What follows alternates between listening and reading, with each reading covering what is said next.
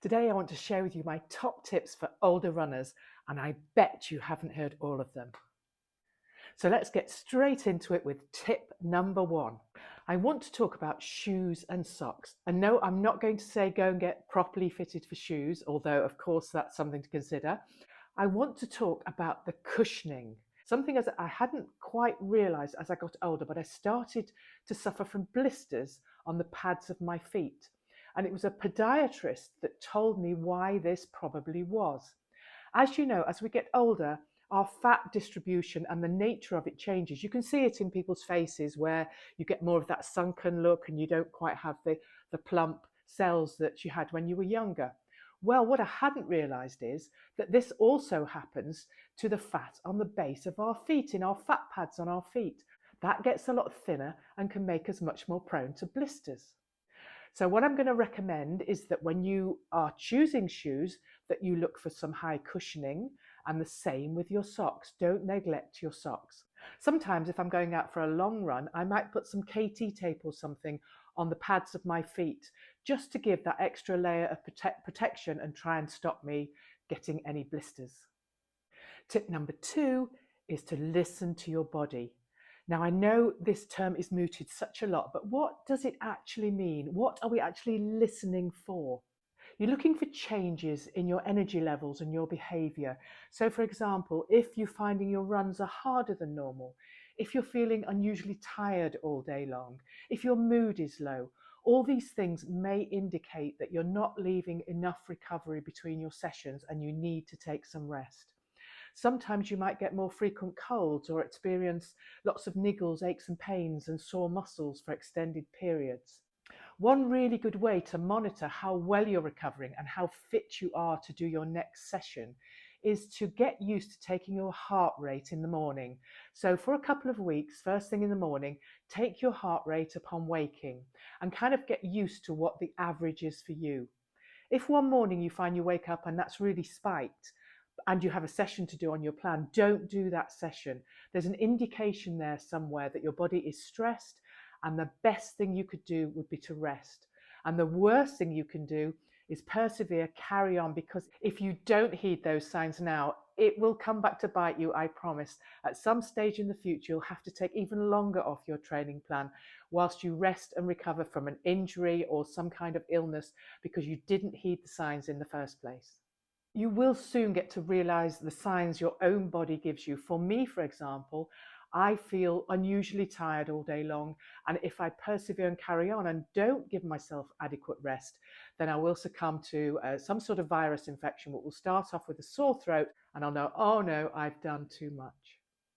My tip number three is don't follow a training plan. Now, I'm going to modify that slightly and say don't follow a training plan religiously. And this is because in our 20s and 30s, if we downloaded a 6-week to 5K plan or a 10-week to 10K plan, then it's very likely we can do every session and blast on through in the time that's allocated. However, as we get older, perhaps we might have to miss some of those sessions. And this is related to my previous tip about listening to your body. Maybe we're not recovered enough to do the next session, and it's so much more important that we rest than we actually feel compelled to follow something that's just written down in a plan. The time to do the next session is when you're fully recovered. And if you have been monitoring your heart rate each morning, it should be quite a good indicator of whether you're ready to tackle that next workout. So as we get older, maybe that 6 weeks to 5K might turn into 8 weeks to 5K. And that's absolutely fine. You will get there, maybe a little more slowly, but you're working with your body rather than against it.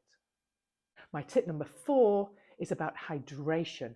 And I'd actually argue this is probably one of the most important tips. I've spoken to lots of athletes, and one person actually said to me that hydration is the thing that has the biggest effect on your performance, and that he feels that if you are poorly hydrated in the days turning up for a race, then actually it might not even be worth turning up at all.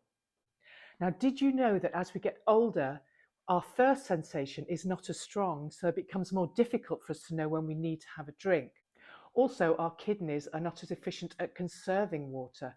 And if we think now about older female runners, if you add to that the menopausal symptoms, which often are night sweats and hot flushes, it's very easy to become more dehydrated as you get older. So I'm just going to run through a few things here with you. Firstly, how do you know if you're getting enough water? Secondly, how much water should you be aiming to drink a day? And finally, just some ideas to help you increase your water intake. So how do you know if you're drinking enough water? Well, let's keep it simple and talk about the P test. The colour of your urine is a really good indicator of how hydrated you are. And if it's a pale straw colour or lighter, then you are hydrated enough. If it gets darker than that, then you need to take in some fluids. So how much should we be aiming to drink a day? This is quite a rough guide, but I find this one quite useful. If you take your weight in pounds and half that, then that's how much water in fluid ounces you should be sort of shooting for each day. So for example, if you weigh 140 pounds, then you could aim to drink 70 fluid ounces of water a day. It will take some adjustment on your part. Look at the P test to see if you're having enough, but that is a good rough guide, I find anyway. And finally, some ideas to help you achieve that amount. I have taken to hauling this around with me in the car, obviously not on a run, but I will have this each morning. I will fill this to the top with squash, usually squash, maybe a tiny bit of salt in it. It's a 2-litre flask. You can get these many places. I got mine on Amazon, and I've just got a real visual indicator of whether I have drunk my 2 litres that I'm aiming for that day. Some other things I do are reach for it first. In the morning when I wake, the first thing I want is coffee. But what I do whilst that is brewing, I will make myself some hot water with lemon and ginger and make sure I drink that first before I start on the coffee. And I've already started on my water intake on waking. Secondly, link the drink. Think of things you do in your day. So for example, with me, I would always at some point go to my computer. I usually each day will pick up my Kindle. And then what I'll do is I'll just, in my mind, mentally link those things with drinking water. It takes a little while to become a habit, but now when I go to my computer, I think water, and the same with my Kindle. I actually make this process even easier by placing water by my computer and by my Kindle. Finally, aim to eat lots of water-rich fruit and veggies. I actually love watermelon. Unfortunately, it's got a really high water content. Sometimes we forget that we can get lots of our daily fluid from fruits and veg, but we certainly can. Tip number 5, I'm going to talk about foam rolling. It's a bit like having a self-massage. As I've got older, I've found that the aches and pains from running can linger a little. I find if I do some foam rolling, it definitely seems to reduce my recovery times, and those muscle aches don't seem to linger as long. So I hope you've enjoyed this video and you found my tips useful. But do let me know, were there any of those tips that you hadn't heard before? Let me know in the comments, I'm intrigued.